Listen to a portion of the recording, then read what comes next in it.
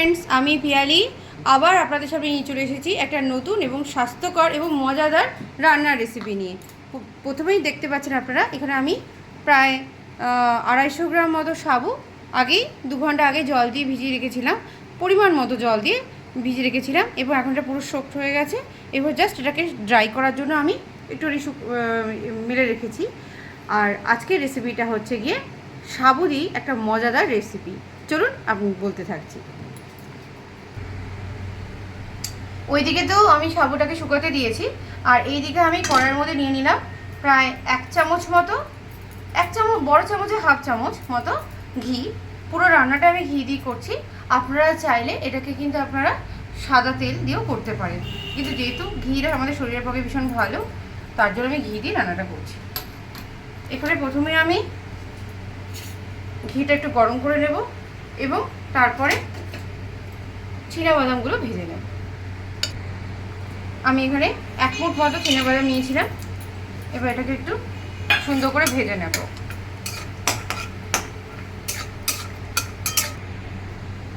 বাদামগুলো আমি লাল করে ভেজে নিয়েছি। এবার আমি এর মধ্যে 7-8টা মতো কাজু বাদাম আর কিছু কিশমিশ একটু হালকা করে ভেজে নেব।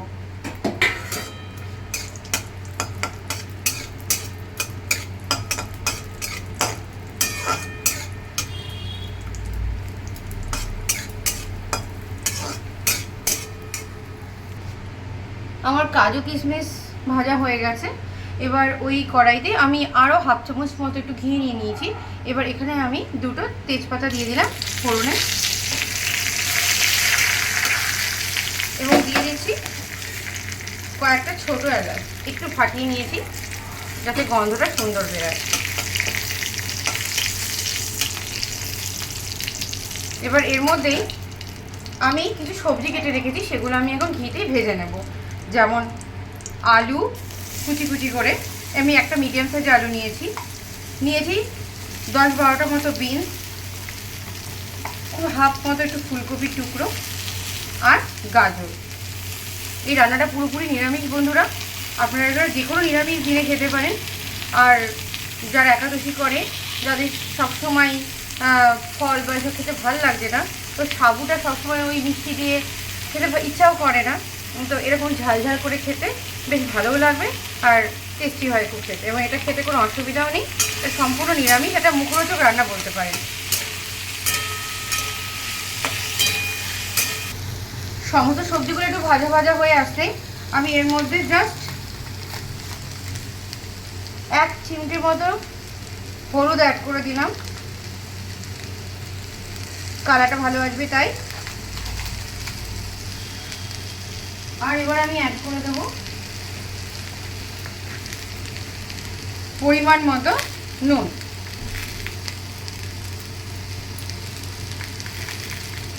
এখানে আমি ছোটো চামচে 1.5 চামচ মতো লবণ অ্যাড করে দিলাম। দিয়ে আমি এগুলোকে নিয়ে আবার একটু নাড়াচাড়া করে ভাজা ভাজা করে নিচ্ছি। বেশ ভাজা ভাজা হয়ে গেলে তখন আমি অন্য ইনগ্রিডিয়েন্টসগুলো অ্যাড করব।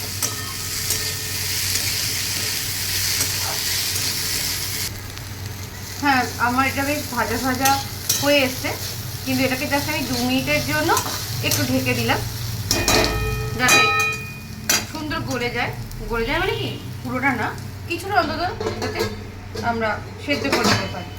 এটাকে 5 মিনিট বা 2 মিনিটের মতো, 2 থেকে 5 মিনিটের মতো আপনারা ঢাকা দিয়ে রাখবেন। তারপরে ঢাকা করে নিলেই মোটামুটি তৈরি। 3 মিনিট হয়ে গেছে, এবার ঢাকাটা সরিয়ে নিলাম। আপনারা দেখতেই পাচ্ছেন এটা একদম ভাজা ভাজা হয়ে গেছে। আর এই যে একদম আলুগুলোকে ঢেকে বোঝাই যাচ্ছে যে ভেঙে দেখলাম আলুগুলো ঠিকঠাক প্রপারলি কুকড হয়ে গেছে। এবার আমি এটার মধ্যে টমেটো অ্যাড করব।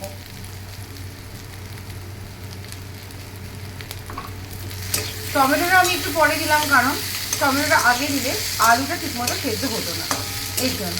এবার টমেটোটাকে একটু কুকুয়ারি আমি 2 থেকে 3 মিনিট একটু ভেজে নেব এর সাথে। আচ্ছা, এবার আমার টমেটোটা ভাজা ভাজা হয়ে গেছে, তাই আমি জাস্ট একটুখানি গোলমরিচের গুঁড়ো অ্যাড করে দিলাম, একটু টেস্টটাও এনহান্স হবে। আর সেই সঙ্গে খুব অল্প করেই আমি একটুখানি আমচুর পাউডারটা অ্যাড করলাম। এটা শুধুমাত্র টেস্টটাকে আরও সুন্দর করার জন্য।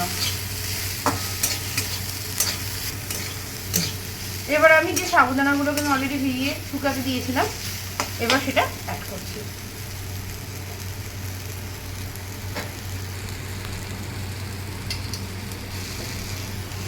সুন্দর শুকিয়ে গেছে এগুলো, সুন্দর করে জলে সোক্ত হয়েছিল, যার জন্য খুব সুন্দর সফট হয়ে গেছে। অবশ্যই কিন্তু সাবুদানাগুলোকে একটু জল ঝরিয়ে এরকম করে শুকিয়ে নেবেন, তাহলে পোলাওটা কিন্তু ঝরঝরে হবে না।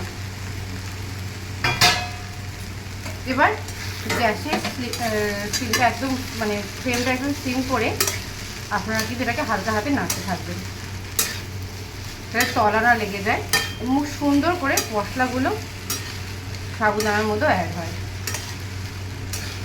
তারপরে আমি এর মধ্যে পরিমাণ মতো লবণ এবং একটু হলুদ অ্যাড করব।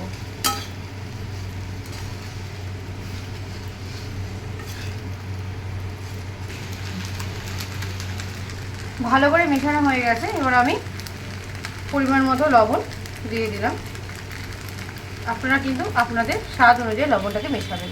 ও হ্যাঁ বন্ধুরা, আমি কিন্তু এখানে 2টো কাঁচা লঙ্কা কুচিয়ে দিয়ে দিয়েছি। আপনারা অবশ্যই ঝালটা আপনাদের স্বাদ অনুযায়ী দেবেন।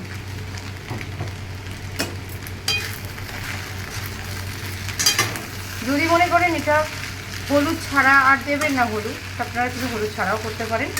আর যদি মনে হয় যে না কালারটা চেঞ্জ হবে, সুন্দর লাগবে, তাহলে কিন্তু অল্প একটু হলুদ অ্যাড করে দিতে পারেন।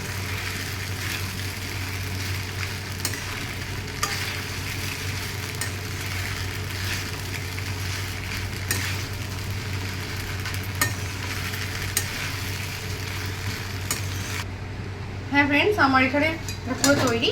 এবার এর মধ্যে আমি যে বাদামগুলো আর কিশমিশগুলো ভেজে রেখেছিলাম সেগুলো যাতে আমি উপর দিয়ে ছড়িয়ে দিলাম, এবং সবার লাস্টে আমি একটু ঘি অ্যাড করবো। জাস্ট এটা দিয়ে একটু নাড়াচাড়া করে নিচ্ছি।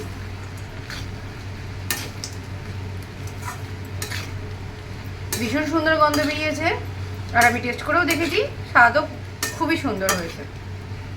আপনারা বাড়িতে ট্রাই করবেন এবং অবশ্যই আমাকে জানাবেন কেমন হয়েছে। ছোট বড় সবারই ভালো লাগবে, একটা মুখরোচক হেলদি খাবার।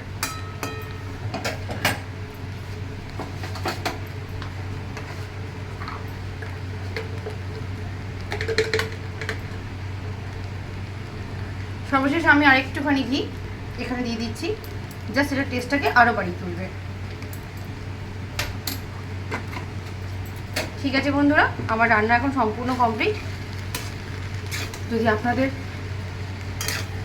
এই রান্নাটা ভালো লেগে থাকে তাহলে অবশ্যই আপনাদের আমার কমেন্টের মাধ্যমে আপনাদের মন্তব্যগুলো আমাকে জানাবেন। আর ভালো লাগলে খুব করে লাইক করে দেবেন, আর প্রচুর প্রচুর বন্ধু রিলেটিভস এবং সকলের মধ্যে শেয়ার করে দেবেন। আর অবশ্যই আমার চ্যানেলটাকে সাবস্ক্রাইব করে দেবেন।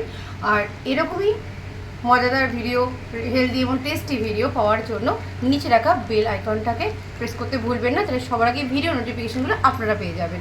ঠিক আছে ফ্রেন্ডস, আজকে সকলকে জানাচ্ছি টাটা।